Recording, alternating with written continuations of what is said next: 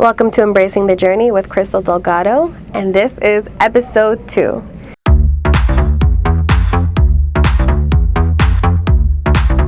Today we're going to get into the healing journey. It's something we hear so often, but it takes so much work to get there. I'm not perfect, I'm sure you aren't either, but the goal is to become a better person and to move past traumas, to build through the things that trigger you, that hold you back from being a better person. And I want to talk about my healing journey because it's been quite extensive, and lately it has been in full activation.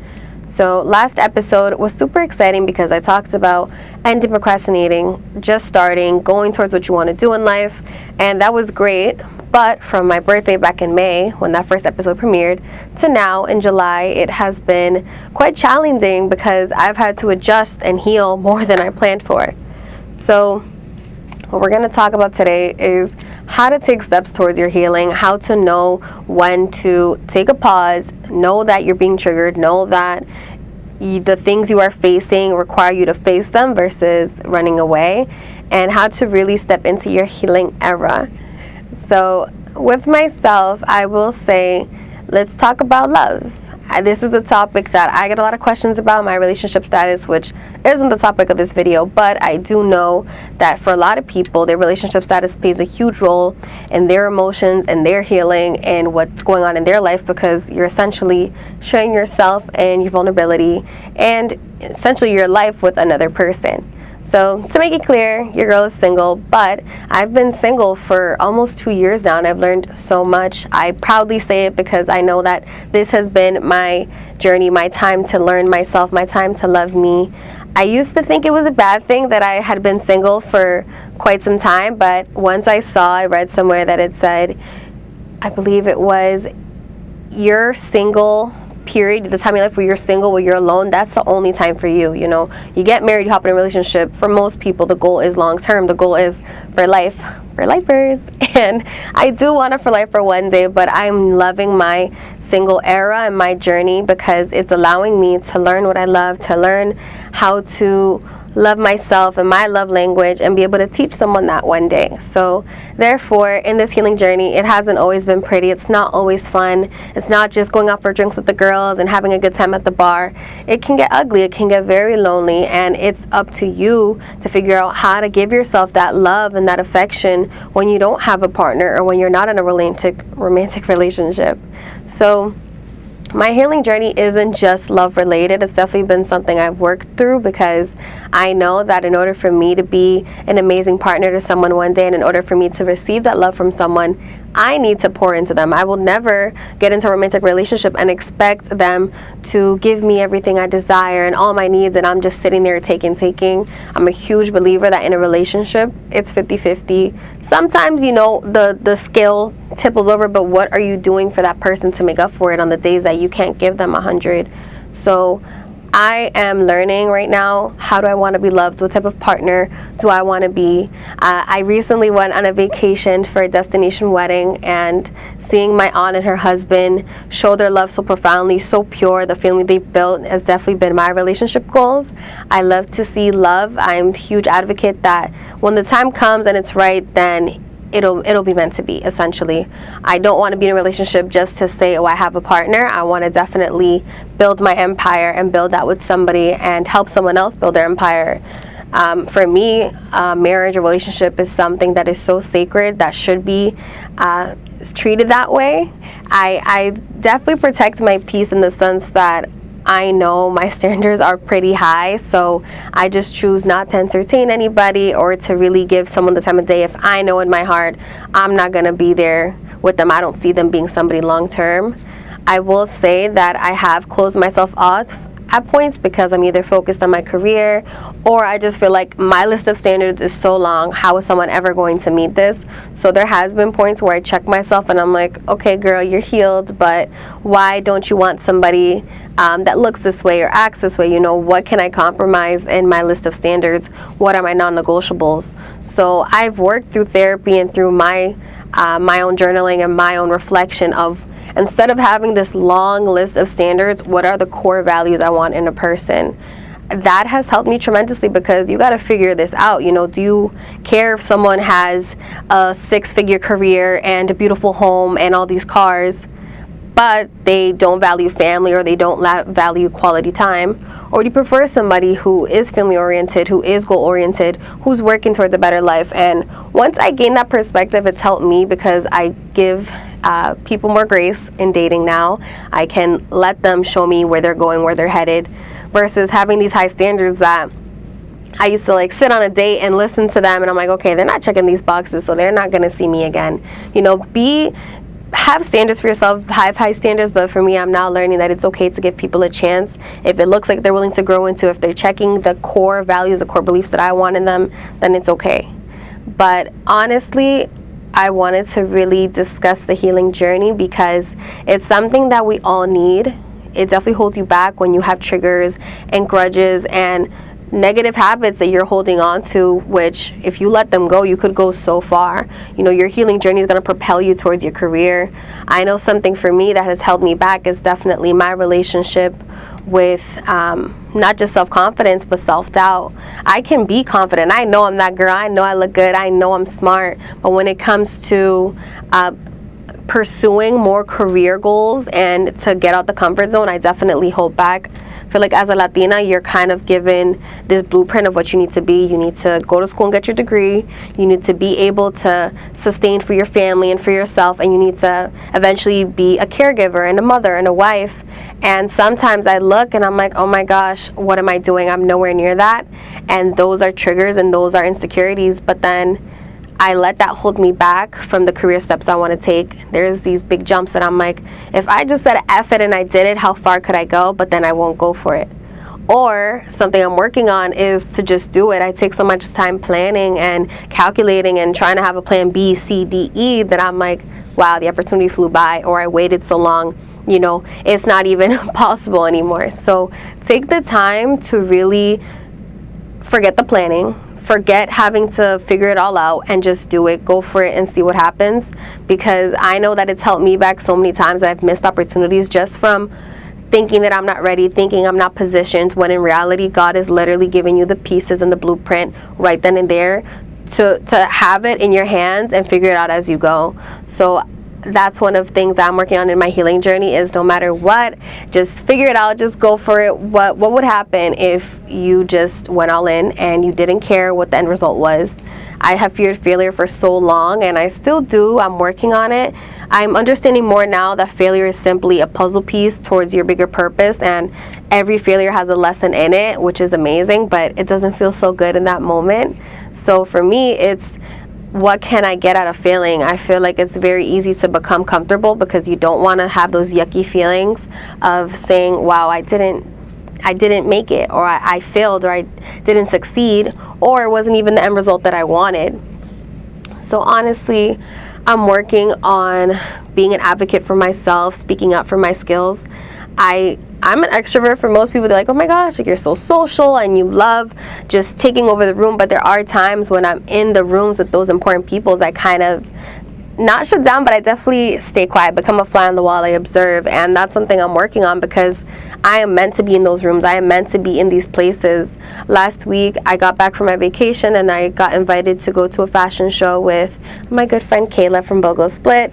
This is her world. She's in the fashion industry. It was a Barbie fashion show, and if I'm being quite honest, I had no idea what I was walking into. It was in Boston. I'm from the 978 area, so it's two different worlds, and walking into this show, I was immediately caught off guard, because I see everybody dressed to the nines. Like, I'm telling y'all, they took the Barbie theme to the extreme. I loved it. But even being in those rooms, there's these people with these big titles and businesses and names for themselves, and I felt small for a second. I'm like, oh my gosh, I know myself, I'm confident, but I'm in this room, and why do I feel like I'm not meant to be here? So I kid you not, I had to take a second and step out for 10 minutes.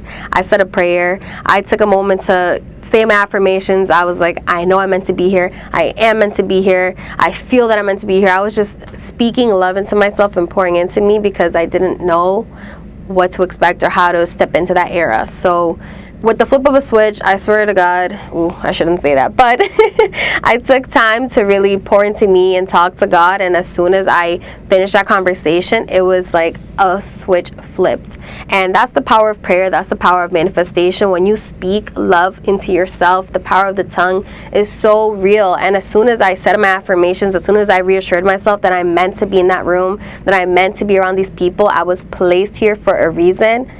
Girl, I took over. I worked the room. I worked myself. I walked as my authentic self, and it felt so good to do what I love, which was creating content at this event and people loving it. I'm walking around with the camera like, wave, say hello. Oh, who are you? Let me get to know you. And I felt like I completely flipped the narrative. You can choose to stay stagnant. You can choose to be comfortable and then live with regret. Or you can just say F it and walk into your confident era and act as your best self and even fake it till you make it. And it was such a difference in my experience because I chose to just walk as my confident self and even tell myself that I am meant to be there. You know, it doesn't matter your accolades. It doesn't matter what you've done. If you are in that room, you are meant to be there. Don't doubt yourself. Don't honestly, like, you're diminishing all your hard work and all your efforts and everything you're working towards by saying that. And that's what I was doing. I was speaking that into myself, that fear and that doubt.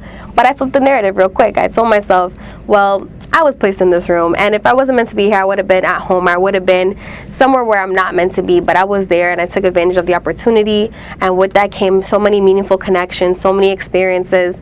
I was at the most beautiful hotel, seeing the most beautiful fashion show, surrounded by people that are there with the same purpose, which is essentially to support the arts, to be successful, to make it, and I loved every second of it. It showed me that this is the life I want. I used to pray for that. I used to pray for times like this. I used to wish that I could be around these people. You know, thinking about it, that was literally like a Thursday night, and a year ago today, a Thursday night, I would have been working at T-Mobile, closing up shop. You know, I'm so grateful that I'm able to do what I love for a living. It's definitely not easy, and it's showing me that healing means acknowledging your efforts. It means acknowledging how far you've come. You don't have to be that six-figure business owner that you thought you were going to be. You know, I'm making steps towards that. So that's something that I'm working towards, is definitely not knocking my hustle, definitely hyping myself up, and obviously having the work ethic to match it. I want to really pour into me in the sense of the work-life balance. The work-life balance is something I'm super focused on right now because I understand you need to hustle, you need to grind to get to where you want to be, but you can't get there if you're all beat up and you're exhausted and you're mentally drained, and that's what I learned. I'm using my vacation, my 2-week trip to the Dominican Republic, as kind of a marking point for me this year. Coincidentally, it did happen in July, which is kind of, you know, 6 or 7 months into the year. But most importantly, that vacation before Crystal, you know, before the vacation and after, is two different people, two different lives. Before my vacation, I was literally burnt out. I was working constantly. I felt like I wasn't pouring into my passions of content creation, of even reading and writing. I was so drained. I didn't know what to do with myself, and giving myself permission to rest, to let things figure themselves out. Like, I kid you not, there were days where I'm like, you know what?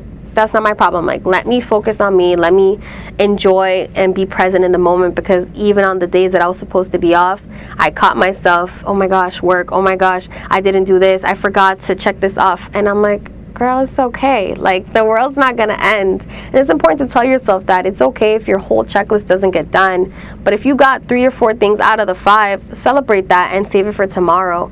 And now that's something I'm practicing daily. What are the 3 or 4 things I need to get done today, and what can wait till tomorrow? And since then, I feel so much kinder to myself. I feel much more relieved. I feel calmer. I'm definitely getting a lot done too, because now I'm prioritizing out of everything that needs to get done what's super important, and it feels so good to say, wow, maybe I didn't do a million things today, but I got the 3 things done that matter the most. So take time to create a list of the most important things, the top 3 things, get it done, and cheer yourself on. So rewarding myself for getting it done and for prioritizing rest has been huge. I came back from my vacation and I'm really prioritizing a routine. That's what I'm getting into now. What do my mornings look like? Am I unplugged? Am I taking time to pray and be present and setting my intention for the day? I really want to prioritize my health and my wellness, so I've been going on my hot girl walks every morning. Before my vacation, I used to feel like crap because I'm like, wow, I didn't go to the gym and lift 40 pounds and break a sweat, but now I'm going on a walk and I'm like, good for you for taking time in the morning to get up, to get dressed, to listen to some gospel music, and to go for a walk. It takes so much effort, and I think you need to acknowledge that you are doing so much better than you think you are. You're making great strides towards your future, towards your dream life, and that's all that counts. There's people that don't even have the effort to get out of bed, and you chose to get up and go for it and kick ass. So from me to me, and from me to you, I'm proud of you. I want to conclude this episode by challenging you to be vulnerable and get out the comfort zone. When it comes to romance, be vulnerable, go on that date, send that message back, be intentional, but do something that you normally wouldn't do. I feel like I've shut myself off for so long, and now I'm like in my little safe bubble that I definitely don't let a lot of people in, but I would love to, because I know that in those meaningful relationships lies a better version of myself, lies those lessons that I need to learn. So it doesn't hurt to be vulnerable and put yourself out there, whether it's friendships, romantic, whatever the case may be. Get out your comfort zone and shoot your friendship shot, shoot your love shot, but make sure you're letting the right people in, because holding yourself off and closing yourself up isn't getting you anywhere, because now it's those what could have been. It's those people on the outside that wish you could get to know how great you are, but you're holding back and you're shutting yourself off because you're scared of getting hurt, or you think you don't have the time, or you think you're just too good for them. Put their pride aside and let them in. I want you to also prioritize getting out the comfort zone, because had I not believed in myself, had I not said, I am meant to be in this room, I am meant to be successful, who knows what could have happened, or who knows what doors I just opened by doing so. So get out the comfort zone, cheer yourself on, fake it till you make it. I am telling myself I am that girl to the very end. I don't care what my bank account looks like. I don't care what my current situation looks like. I know I'm meant to be successful. I know I'm meant to make an impact. So it takes delusion to get there, and it definitely takes confidence, but most importantly, it takes getting out the comfort zone and doing things you've never done. So today, prioritize your healing journey, prioritize being the best you, and make sure you are pouring into your cup, but most importantly, pour into others. I love you guys, and thank you for embracing the journey. Bye.